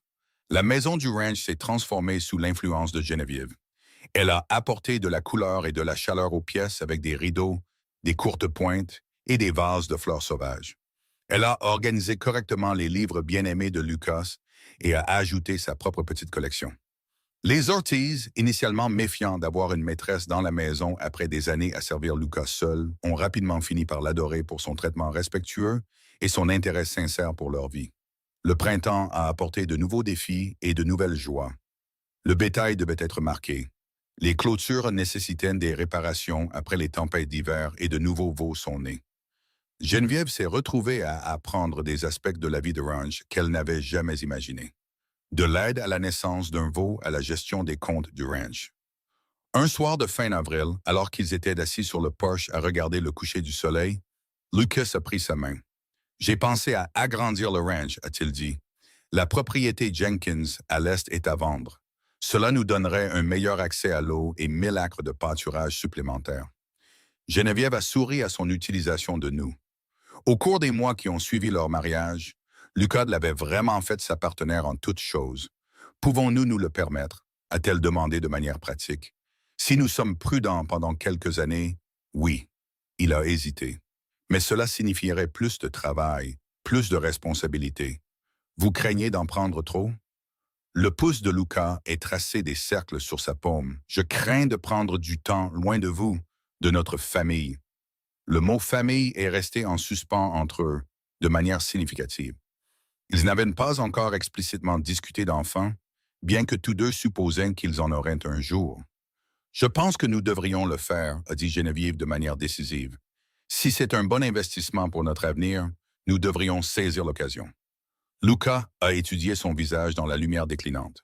« Vous ai-je dit récemment à quel point je vous aime? » « Oui, a-t-elle ri, mais je ne me lasse jamais de l'entendre. » Il l'a tiré sur ses genoux, ses bras encerclant sa taille.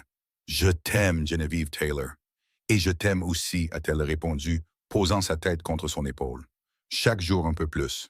À l'approche de l'été, Geneviève a commencé à soupçonner ce que la fatigue persistante et les nausées matinales pouvaient signifier. Elle a confirmé ses soupçons avec le docteur Bennett avant de partager la nouvelle avec Lucas. Elle a choisi une soirée tranquille où ils étaient seuls dans le salon.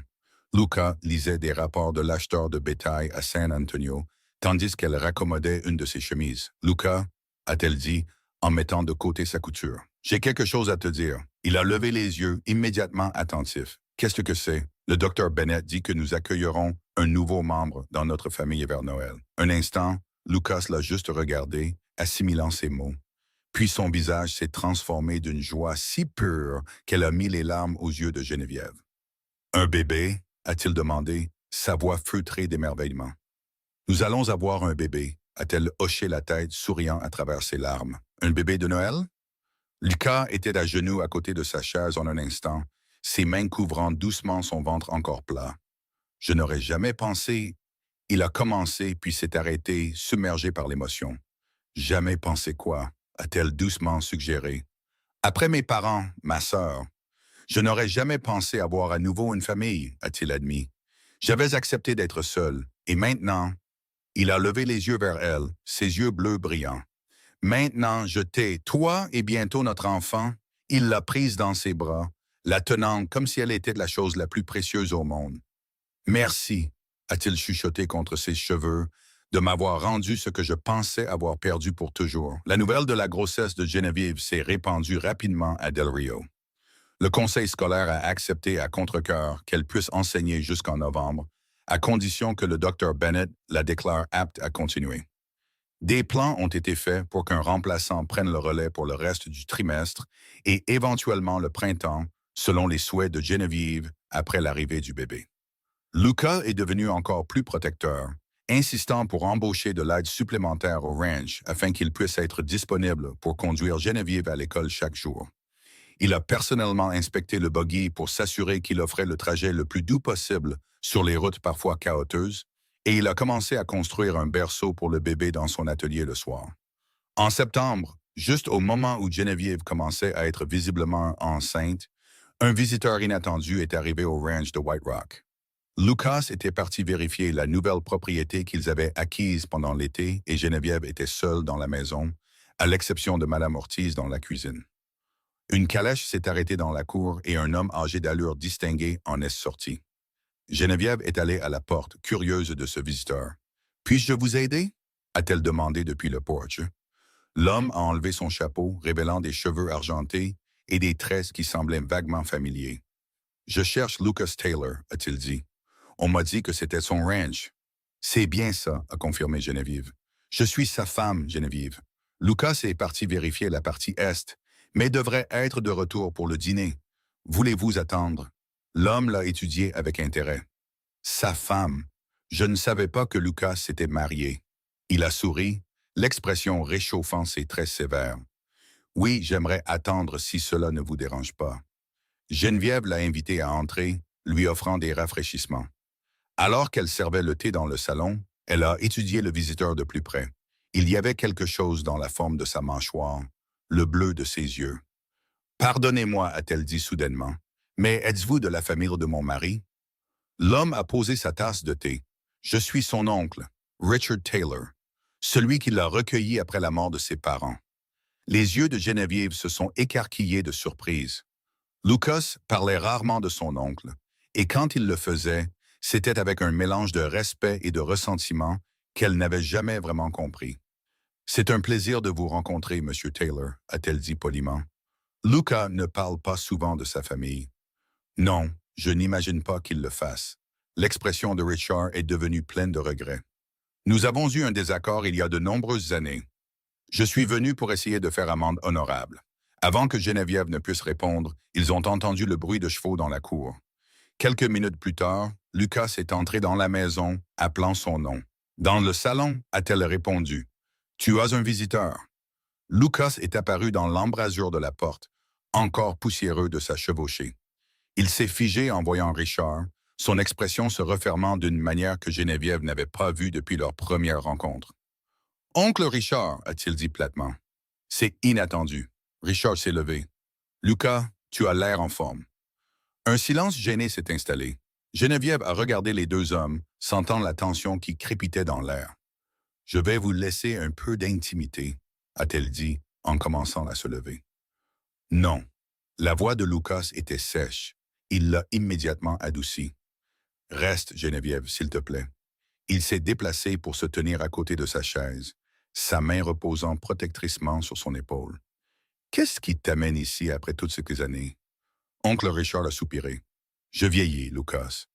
Quand un homme atteint de mon âge, il commence à penser à arranger les choses avant qu'il ne soit trop tard. »« Et qu'est-ce que tu penses exactement qui doit être arrangé? » a demandé Lucas, son ton soigneusement neutre. « J'ai eu tort, » a dit simplement Richard. « À propos de Caroline, à propos de ton départ de Saint-Louis, à propos de tout. » La main de Lucas s'est resserrée sur l'épaule de Geneviève.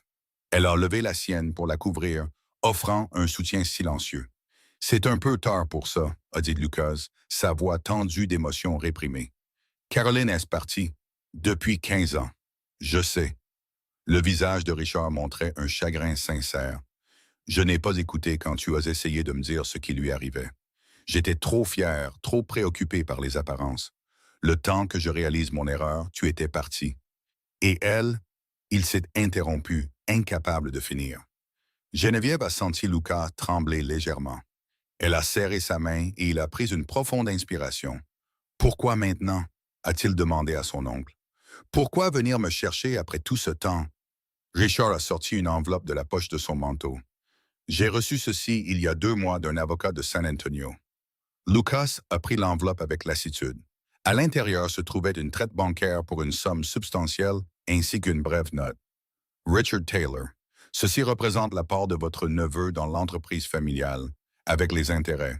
Il n'en voudra peut-être pas, mais c'est son droit. Lucas Taylor, Ranch de White Rock, Del Rio, Texas.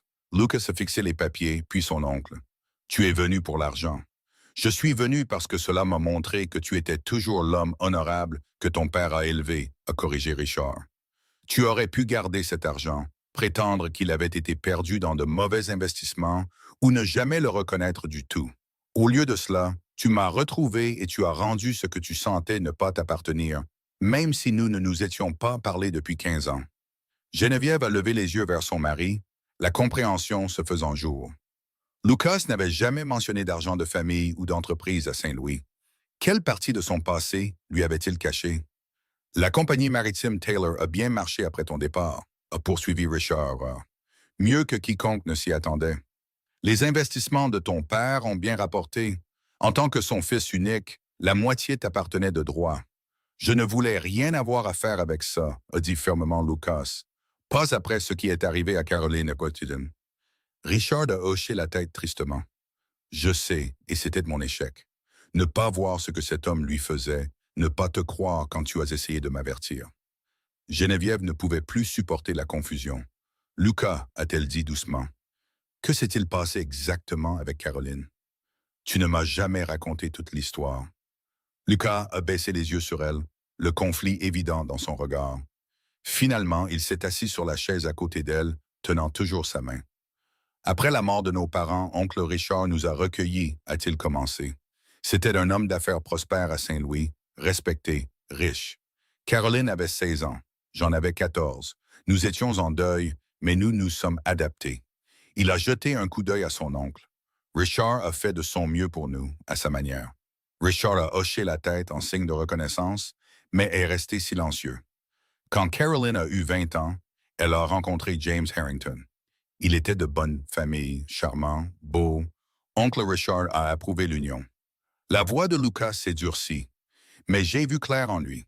J'ai vu comment il changeait quand personne d'autre n'était là. Comment il la contrôlait, l'isolait de ses amis. J'étais aveugle, a admis Richard. La famille de Harrington avait des relations que je voulais pour l'entreprise. J'ai refusé de voir ce qui se passait juste sous mes yeux. Ils se sont mariés, a poursuivi Lucas. Et en un an, Caroline n'était plus que l'ombre d'elle-même. Puis James s'est mis à jouer, a tout perdu. Quand il est mort dans une bagarre de bar, ses créanciers s'en sont pris à Caroline. Geneviève a serré sa main, comprenant maintenant pourquoi sa situation l'avait si profondément affectée. J'étais à Kansas City pour affaires quand c'est arrivé, a poursuivi Lucas, sa voix creuse. Le temps que je revienne, elle avait été forcée à un contrat de travail avec l'un des créanciers de James. Un homme qui avait toujours eu des vues sur elle. Lucas a hésité. Il l'a maltraité, a terminé Richard doucement. Terriblement. Et quand Lucas a essayé de racheter le contrat, j'ai refusé de fournir l'argent. Je croyais que c'était une question d'honneur, que les dettes devaient être payées. L'honneur, la voix de Lucas a craqué de vieille colère. Quel honneur y avait-il à envoyer ma sœur à ce monstre? Aucun, a admis Richard. J'ai eu tort, Lucas, si terriblement tort. Et le temps que je le réalise, Caroline s'était ôté la vie et tu avais disparu. La pièce est tombée dans le silence, à l'exception du tic-tac de l'horloge sur la cheminée. Le cœur de Geneviève s'est serré pour Lucas, pour le jeune homme qui avait perdu sa sœur et s'était ensuite coupé de la seule famille qui lui restait. Je t'ai cherché, a finalement dit Richard. Pendant des années, puis j'ai reçu ta traite bancaire il y a 2 mois. Il a fallu un certain temps pour te retrouver précisément, mais me voilà. Lucas s'est adossé à sa chaise, son visage indéchiffrable. « Qu'est-ce que tu attends de moi, mon oncle? »« Rien que tu ne veuilles le donner, » a répondu Richard. « Une chance de te connaître à nouveau, de rencontrer ta femme. » Ses yeux se sont posés sur Geneviève, remarquant sa condition pour la première fois. « Et ton enfant, quand il arrivera. » Lucas est resté silencieux un long moment. Puis il a regardé Geneviève, quelque chose de vulnérable dans ses yeux, une question silencieuse. Elle a légèrement hoché la tête, l'encourageant. « Tu peux rester pour le dîner, » a finalement dit Lucas. « Au-delà de ça, je ne fais aucune promesse. C'était une petite concession, mais Richard l'a acceptée avec gratitude. Merci. Ce soir-là, autour d'un repas préparé par Madame Ortiz, la conversation était guindée mais civile. Richard a donné des nouvelles de Saint-Louis et d'anciennes connaissances de la famille. Lucas a parlé du ranch et de ses projets d'expansion. Geneviève a observé attentivement son mari, voyant le conflit en lui, le désir de maintenir sa colère et l'attirance tout aussi forte vers la réconciliation. Alors que Richard se préparait à partir pour son hôtel en ville, il s'est arrêté sur le porche. J'ai vendu l'entreprise, a-t-il dit à Lucas. J'en ai eu un bon prix. Je suis trop vieux pour la diriger maintenant et sans enfants à moi. Il a haussé les épaules. L'argent est à toi si tu le veux. Sinon, je le donnerai à une œuvre de charité au nom de Caroline. Lucas se tenait raide, son visage impassible. Je n'ai pas besoin de l'argent. Non, je vois ça. Richard a regardé la maison du ranch, les bâtiments bien entretenus, le bétail en bonne santé au loin. Tu as construit quelque chose de bien ici, Lucas. Ton père serait fier. Quelque chose dans l'expression de Lucas s'est légèrement adouci. Merci d'être venu, oncle Richard. Bon retour à Saint-Louis. En fait, a dit Richard, j'ai acheté une maison à San Antonio. À mon âge, les hivers dans le Missouri devenaient trop rudes. Je pensais que peut-être être plus proche nous donnerait une chance de nous connaître à nouveau. Si tu le veux bien. Lucas n'a pas répondu directement. Bonne nuit, mon oncle, a-t-il dit, son ton ni méchant ni encourageant. Après le départ de Richard, Geneviève et Lucas se sont assis en silence sur la balançoire du porche, regardant les étoiles apparaître dans le ciel clair du Texas. « Es-tu en colère que je ne t'ai pas parlé de ma famille? » a finalement demandé Lucas. « À propos de l'argent? » Geneviève a posé sa tête sur son épaule. « Non, nous avons tous des parties de notre passé qui sont difficiles à partager. Mais je suis contente de savoir maintenant. J'ai tout laissé derrière moi quand je suis venu dans l'Ouest, a-t-il expliqué. L'argent, le nom, les relations. Je voulais construire quelque chose à moi, quelque chose d'honnête, et tu l'as fait, l'a-t-elle assuré. Mais Lucas, c'est ta seule famille. Tu es ma famille, a-t-il dit fermement, sa main se posant sur son ventre qui s'arrondissait. Toi et notre enfant. Oui, a-t-elle convenu. Mais notre enfant mérite de connaître son grand-oncle. Et tu mérites une chance de guérir cette vieille blessure. Lucas a soupiré, son souffle chaud contre ses cheveux. Quand es-tu devenu si sage? J'ai toujours été sage, a-t-elle taquiné. Tu étais juste trop têtu pour le remarquer. Il a gloussé, le son grondant dans sa poitrine. J'y réfléchirai, a-t-il promis. Sans garantie, mais j'y réfléchirai. Au fil des mois et de la progression de la grossesse de Geneviève, Lucas a fait plus que réfléchir à la réconciliation avec son oncle. Richard a visité le ranch plusieurs fois. D'abord pour de brèves conversations un peu gênantes, puis pour des visites plus longues. En novembre, lorsque Geneviève a quitté à contre-cœur ses fonctions d'enseignante, les deux hommes avaient établi une relation prudente. Il apporte des meubles de la maison de Saint-Louis pour la chambre du bébé, a dit Lucas à Geneviève un soir, alors qu'ils étaient assis près du feu. Mon vieux berceau, apparemment, et d'autres choses qui appartenaient à mes parents. C'est merveilleux, a dit Geneviève, notant le mélange d'émotions sur le visage de son mari. Comment te sens-tu par rapport à ça? Lucas a réfléchi à la question. Étrange, a-t-il admis. Pendant si longtemps, j'ai mis cette partie de ma vie de côté. Mais maintenant, il a posé sa main sur son ventre arrondi, souriant alors que le bébé donnait un coup de pied contre sa paume. Maintenant, je veux que notre enfant sache d'où il vient. Tout, le bon et le mauvais. L'hiver est arrivé tôt cette année-là, avec une vague de froid fin novembre qui a gelé le ruisseau et recouvert le ranch d'une couche de givre. Geneviève, lourde de son enfant, se retrouvait confinée à la maison plus souvent qu'elle ne l'aurait souhaité.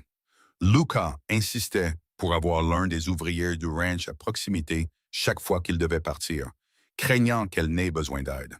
« Je suis enceinte, pas invalide », a-t-elle protesté, quand il a arrangé que Josiah reste dans le dortoir le plus proche de la maison principale, pendant que Lucas assistait à une vente de bétail à San Antonio. « Fais-moi plaisir, a-t-il dit en lui embrassant le front. C'est mon travail de m'inquiéter pour toi. Et le mien de te dire quand tu es ridicule, a-t-elle répliqué, mais avec un sourire qui a enlevé le piquant de ses mots. Lucas devait rentrer le 15 décembre, 10 jours avant Noël, et ce que le docteur Bennett estimait être 2 semaines avant l'arrivée du bébé. Mais le soir du 14, une violente tempête hivernale a soufflé du nord, apportant des vents hurlants et plusieurs centimètres de neige, ce qui était inhabituel pour cette partie du Texas. Geneviève se tenait à la fenêtre, regardant la neige tourbillonnante avec inquiétude. Il ne voyagera pas par ce temps, a-t-elle dit à Madame Ortiz, qui préparait le dîner. Il restera à San Antonio jusqu'à ce que ça passe. Oui, Señora, est convenue Madame Ortiz. Seigneur Taylor est un homme intelligent. Il sera en sécurité. Mais alors que la soirée avançait et que la tempête s'intensifiait, Geneviève ne pouvait se défaire de son inquiétude. Lucas avait promis d'être à la maison le lendemain, et c'était un homme qui tenait ses promesses, que le temps soit maudit. Elle avait raison de s'inquiéter. Juste après minuit, elle a été réveillée par une agitation dans la cour.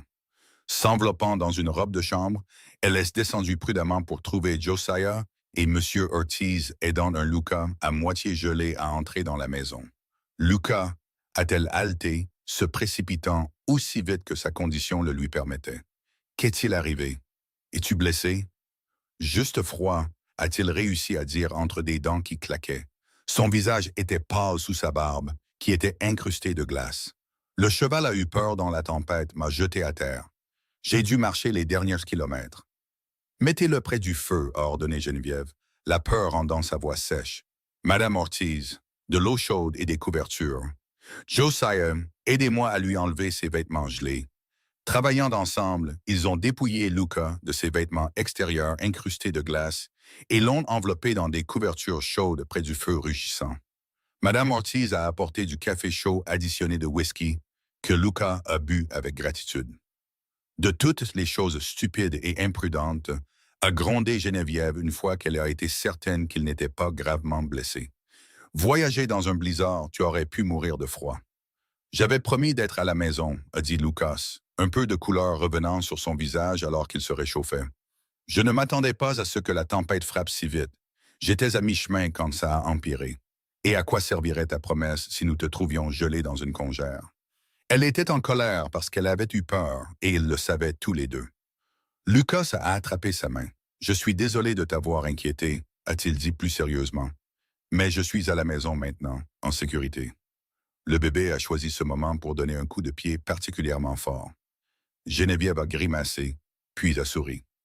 Malgré elle, ton enfant est apparemment aussi têtu que toi. Le matin, Lucas s'était remis de son épreuve, bien que Geneviève ait insisté pour qu'il se repose pour la journée. La tempête était passée, laissant le ranch couvert d'une couverture blanche immaculée qui scintillait sous le soleil d'hiver.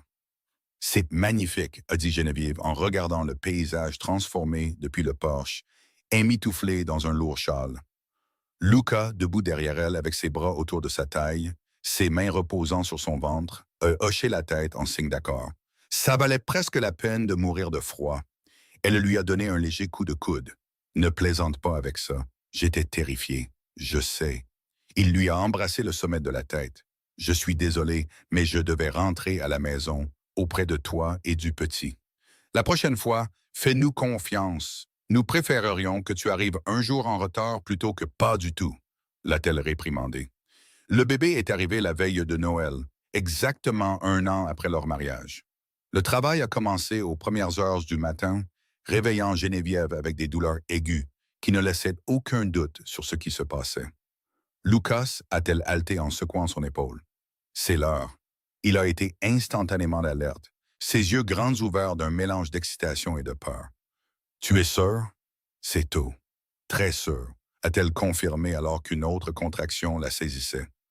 Lucas est passé à l'action, envoyant Josiah en ville chercher le docteur Bennett, tandis que Madame Ortiz préparait la chambre. En milieu de matinée, Geneviève était en plein travail, Lucas refusant de la quitter malgré la suggestion du docteur d'attendre en bas.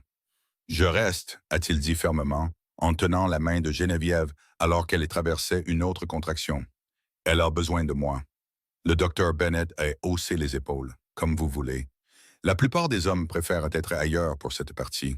« Je ne suis pas comme la plupart des hommes, » a répondu Lucas, ses yeux ne quittant jamais le visage de Geneviève. Après des heures de travail, alors que le soleil d'hiver se couchait la veille de Noël, leur fille est entrée dans le monde avec un cri vigoureux qui a immédiatement mis les larmes aux yeux de Lucas. « Une fille » a annoncé le docteur Bennett, en nettoyant rapidement le nourrisson avant de la placer dans les bras de Geneviève. Une belle fille en bonne santé. Geneviève a baissé les yeux sur le minuscule visage rouge, submergé d'amour. Bonjour, petite, a-t-elle chuchoté. Nous t'attendions. Lucas s'est assis sur le bord du lit, son visage une étude d'émerveillement, alors qu'il regardait sa femme et sa fille. Il a tendu un doigt hésitant pour toucher la petite main du bébé. Elle est parfaite, a-t-il soufflé. Comment l'appellerez-vous? A demandé le docteur Bennett en rangeant sa mallette. Geneviève a regardé Lucas. Ils avaient discuté de nom, mais n'avaient pas pris de décision finale. Caroline, a-t-elle dit doucement. Caroline Rose Taylor. Les yeux de Lucas se sont remplis de larmes. Tu es sûr? Très sûr, a confirmé Geneviève. On devrait se souvenir d'elle avec joie, pas seulement avec tristesse. Lucas s'est penché en avant et l'a embrassé tendrement. Merci, a-t-il chuchoté contre ses lèvres. Cette nuit-là, alors que Geneviève se reposait avec le bébé à côté d'elle dans le berceau que l'oncle Richard avait apporté de Saint-Louis, Lucas était assis sur une chaise près du lit, ne voulant pas les quitter même pour dormir. « Tu devrais te reposer, » lui a dit Geneviève, bien qu'elle soit secrètement heureuse de sa présence. « Je le ferai, » a-t-il promis. « Je veux juste vous regarder toutes les deux un peu plus longtemps. » Dans la douce lueur de la lampe, Geneviève a étudié le visage de son mari. Le visage qui lui avait été étranger il y a à peine 18 mois sur la place de Del Rio. Elle y a vu tout l'amour, tout l'espoir, tout l'avenir qu'ils construiraient ensemble. « Penses-tu parfois à ce jour? » a-t-elle demandé doucement. « La vente aux enchères. » Lucas a hoché la tête, ses yeux sur leur fille endormie. « Souvent. As-tu jamais imaginé que nous finirions ici? Que déchirer ce contrat mènerait à ça? » Non, a-t-il admis. Je savais juste que je devais faire quelque chose, que je ne pouvais pas rester là et regarder l'histoire se répéter. Il s'est déplacé de la chaise pour s'asseoir à côté d'elle sur le lit, mais je remercie Dieu chaque jour d'avoir été là, d'avoir eu les moyens d'agir. Geneviève a cherché sa main. Moi aussi. Dehors, la neige a recommencé à tomber, douce et légère. Rien à voir avec le blizzard des jours précédents. Elle a saupoudré le ranch d'un blanc frais, couvrant les traces d'animaux et lissant le paysage d'une beauté immaculée. À l'intérieur, une famille née du hasard, de la gentillesse et de l'amour, dormait paisiblement. En sécurité, sachant que certaines dettes ne pourraient jamais être remboursées et n'étaient pas destinées à l'être. Certaines actions, comme déchirer un contrat qui aurait lié la liberté d'une femme, n'étaient pas destinées à créer une obligation, mais à la libérer. Et dans cette libération, Lucas et Geneviève avaient trouvé quelque chose que ni l'un ni l'autre n'attendaient. Un amour aussi vaste que le ciel du Texas et aussi durable que la terre sous leurs pieds. À l'aube de la nouvelle année, apportant avec elle de nouveaux départs et de nouvelles promesses, la famille Taylor a prospéré. Geneviève, Lucas et la petite Caroline Rose ont fait face à leur avenir ensemble. Un avenir construit non pas sur des contrats ou des dettes, mais sur le choix, le respect et un amour durable. Et à Del Rio, les gens parlaient encore parfois de ce jour sur la place de la ville. Le jour où un rancher solitaire a déchiré un contrat et libéré une femme. Ils ne savaient pas qu'en faisant cela, il se libérait aussi lui-même.